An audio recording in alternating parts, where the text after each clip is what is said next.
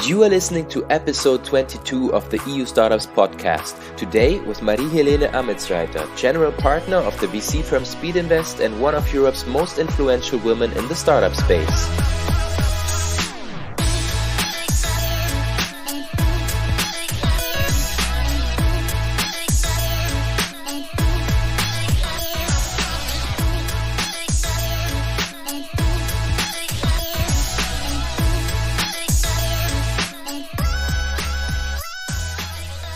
Happy New Year, everyone, and welcome to the first edition of the EU Startups podcast in 2022.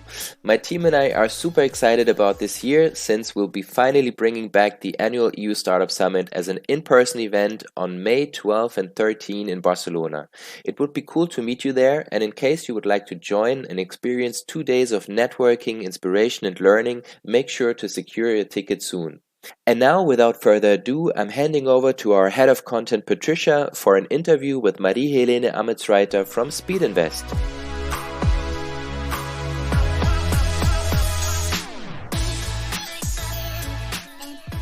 Today, I'm very excited to introduce Marie-Helene Ametsreiter to the EU Startups podcast.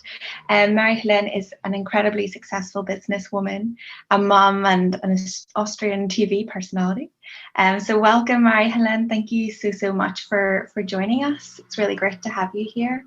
Thank you for the invitation. Glad to be here. It's great to have you. So you're now a lead partner of the Speedinvest Industrial Tech team and a general partner of Speedinvest. Can you just tell us a bit about your background and how did you find yourself at this point? Sure, with pleasure. So I guess I have not the typical VC background. I was, after studying business administration and an MBA in the US, for 20 years actually in the telecoms industry.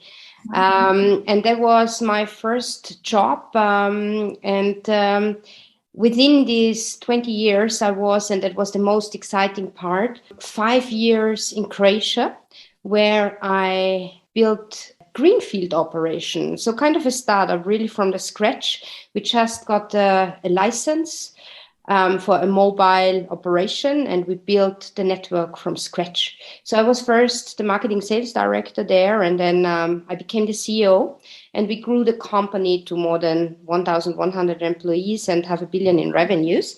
So that was a very dynamic and very exciting period of my career. Yeah. And then after that phase, I got pregnant with my first child, and so I had to move back to home because it was not possible to run, a CEO operation in that dimension with a small baby.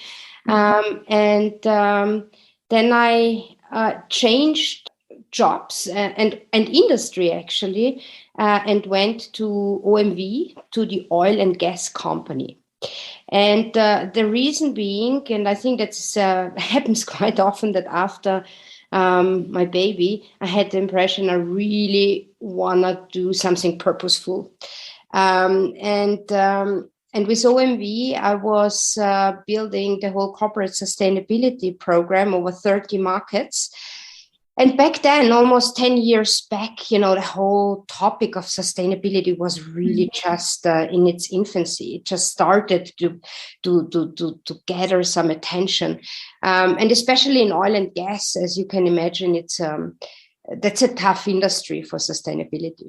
Yeah. So that was really interesting to understand the whole concept along the whole value chain.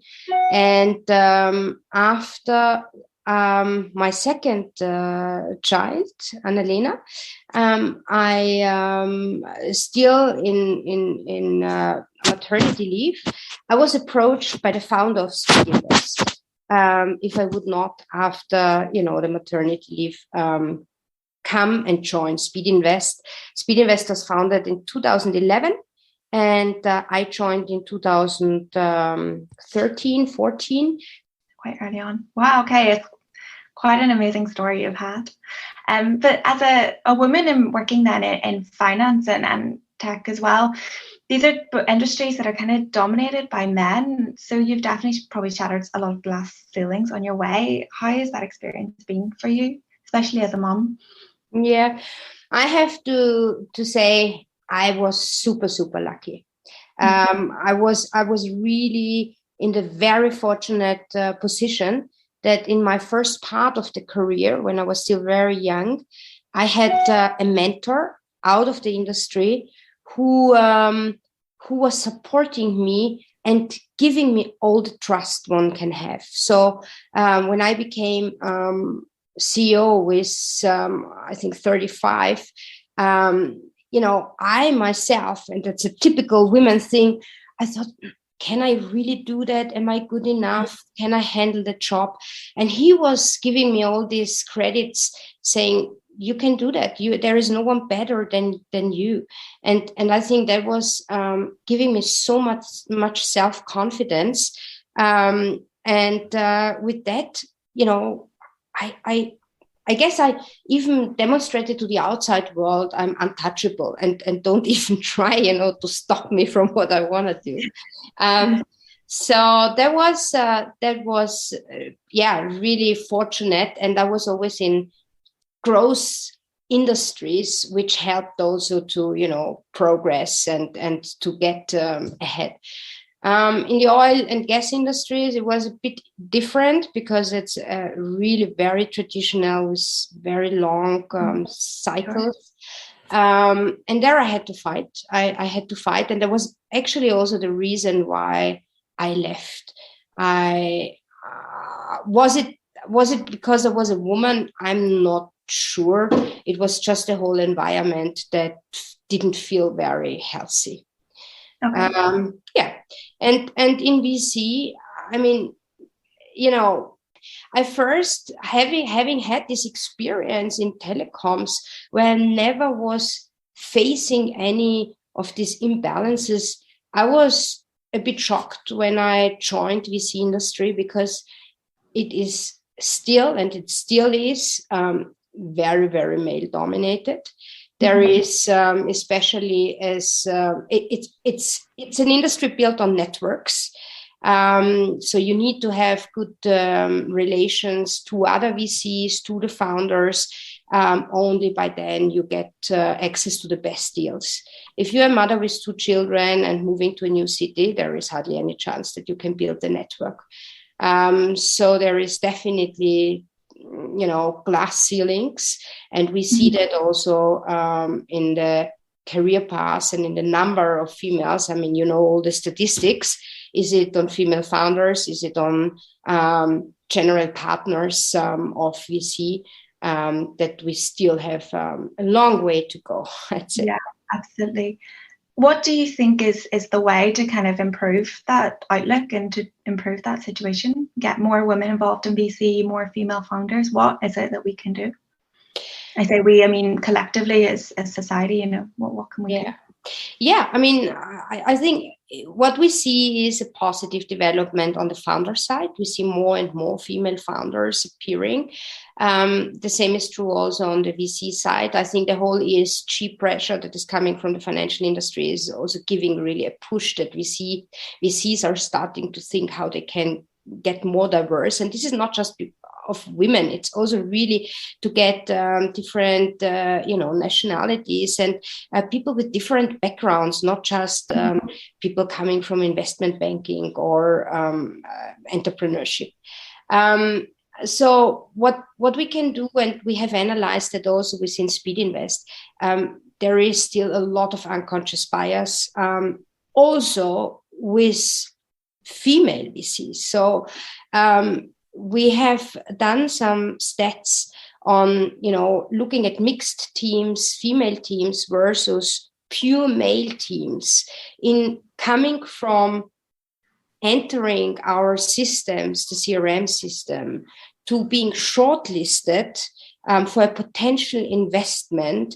The likability for mixed and female teams are somewhere at 30%, 25%. Whereas afterwards, and that's interesting, from shortlisted to really receiving an investment, the mixed teams and female teams are beyond 50% likability. So in the end, the mixed teams and female teams, when you dig deeper, when you go into the due diligence, when you make workshops with them, they qualify more likely than pure male teams for an investment. But very often they simply don't get to that point. Okay. And I think this is where we have to work on ourselves as a VC to get out this unconscious bias that if we see female, maybe even in a, let's say, femtech environment, that this is, we are not so eager to push forward. Okay, that's really interesting insight. Thank you. So then at Speedinvest as well, you just launched the Climate and Industry Opportunity Investment Fund. Can you tell us a bit more about that, especially, considering your background with sustainability and kind of pioneering that approach? Sure. So maybe a couple of words of Speedinvest if someone doesn't know us yet. We are an early stage pre-seed seed investor, pan-European. And I think there are two things that set us apart from other VCs. And this is a very strong operational engagement. So we have a platform where we have some 30 people that are there to support our portfolio companies in different aspects. Is it in hiring, in finding the right talent? Is it in growth hacking? Is it in business development? So that's something where we are really strong at, and what is especially important in this early stage phase. The other thing is that we have learned very early on that also on the investment side, you need expertise in order to get the best deals. So we have expert teams on the investment side for fintech, insurtech. They are located, or the base is in London. We have a consumer and marketplace team. They work out of Berlin. We have a deep tech team, a health tech team, and those people are really specialists in their respective field. So I am heading the industrial tech, climate tech team. And why we put this together is very interesting, because coming from the industrial side, that over 30% of the carbon emissions are directly coming from the industrial world.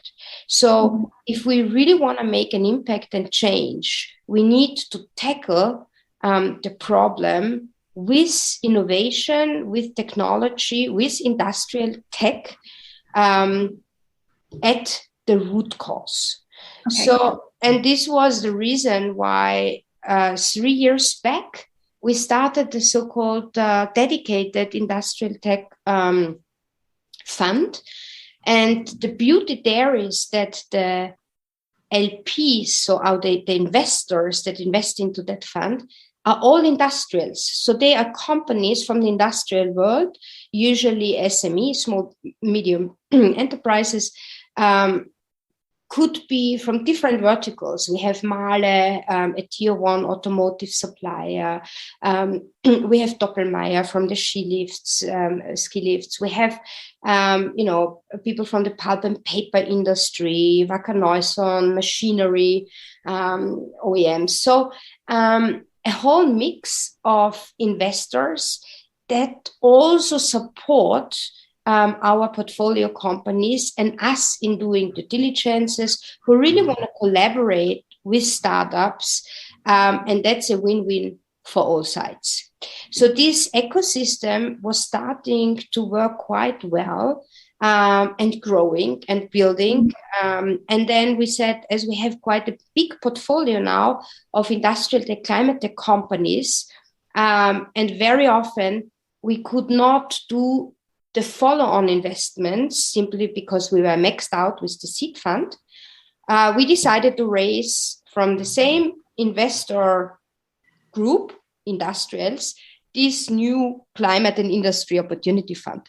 So an opportunity fund is a fund that is merely investing into the existing portfolio companies of Speedinvest, benefiting from the pro rata rights that we usually hold from the seed investment period, and then we build upon. And and this fund was closed now end of November with a target volume of 80 million. Great, thank you.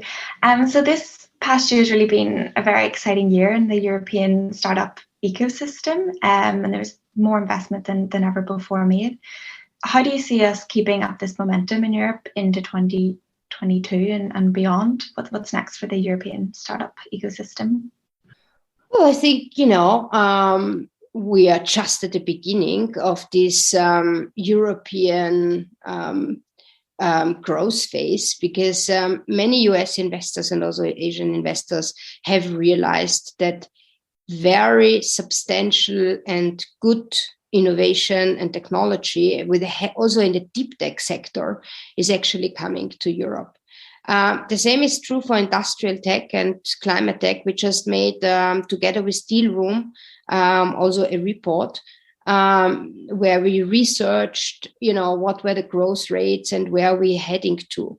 And it is still the case that also the classic industries in Europe are accounting for 30% of the GDP. Only 3% of total VC capital is actually flowing into industrial tech companies.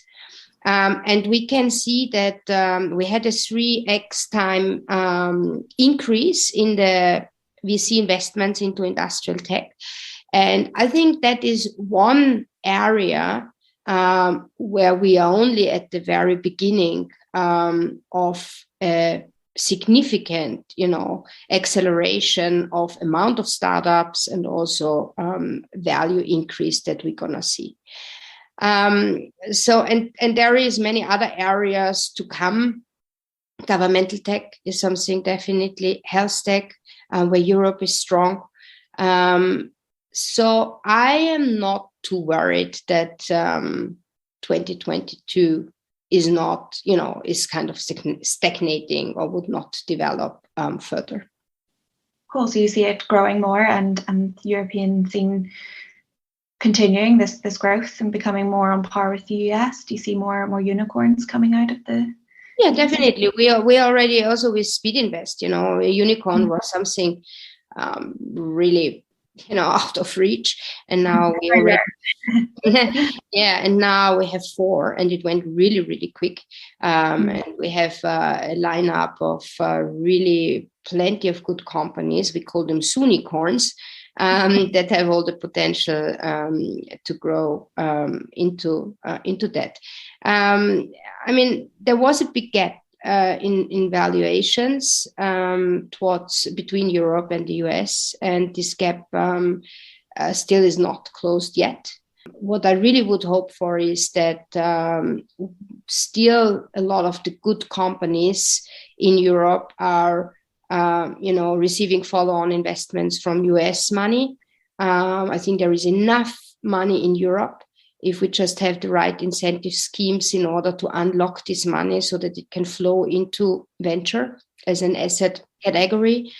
That's one thing. The other thing is I see that European founders are sometimes not bold enough to keep on growing and to thinking really global, but going into early exits because they feel, a couple of $100 million, that's a nice exit.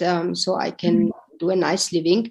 But they are lacking this big aspiration, which US startups much more usually do have. So that's probably the second thing I would hope for, a bit more, self-confident for European startups. Interesting. Okay. A bit more self-confidence is what we need. Nice. Yeah. So for startup founders out there wanting to approach you with an exciting idea, what are the top tips for them to get funding in the VC space? I think, I said it in the beginning, network is really important. So whenever you get, as a startup, as a founder, introduced to an investor by another founder, likability that you get looked at and you get some attention is so much higher. So top ranking is clearly recommendation by other founders, and other VCs, yeah, but that's one. So finding the right entrance into and towards the investors world. The second is, I guess, I think all the hygiene factors I don't need to mention. It's clear to everyone that you need a proper pitch deck, that you need to be very clear what's your big vision, what's your short-term goals, and all those kind of things. But in the process, in the negotiation process itself, response time is super important. You have to be super, super quick in responding and answering questions and following up. It's getting hyper competitive out there.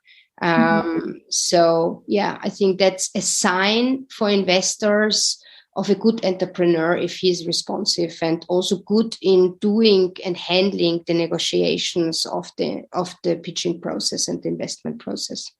Interesting. Okay, so it's really networking and good communication skills are top. Yeah. Cool.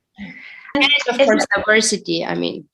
Yeah, complementary team in all aspects is really something that we are more and more looking at, as well as also having an idea about this whole ESG topic. I think that's becoming more relevant. Why are people building this company, and what's the aim, and how are they gonna act responsible? Interesting. Okay, so having a clear vision and a clear pathway and story as well behind you too. Yeah. Interesting. Okay, great. And so then, is there any advice that you would go back and give yourself, your 20-year-old self, if you could? Well, first, definitely good education. That I think these days became much more relevant as it was probably back in my days. And the second, it's a funny one, but when I married, first I didn't change my name because I was a CEO, but then later on, because of the kids, I changed my last name. And so that was already in my 40s, and it was my whole career got lost on the social media side. And that's something that I would not do again, to change my last name and lose in a way my identity from my youth. Keep your identity. Yeah. Perfect. Well, thank you so much for talking to us today. It's been really interesting to hear your insights. Thank you. Well, thanks for inviting me, and have a Merry Christmas. You too. Merry Christmas. Thank you.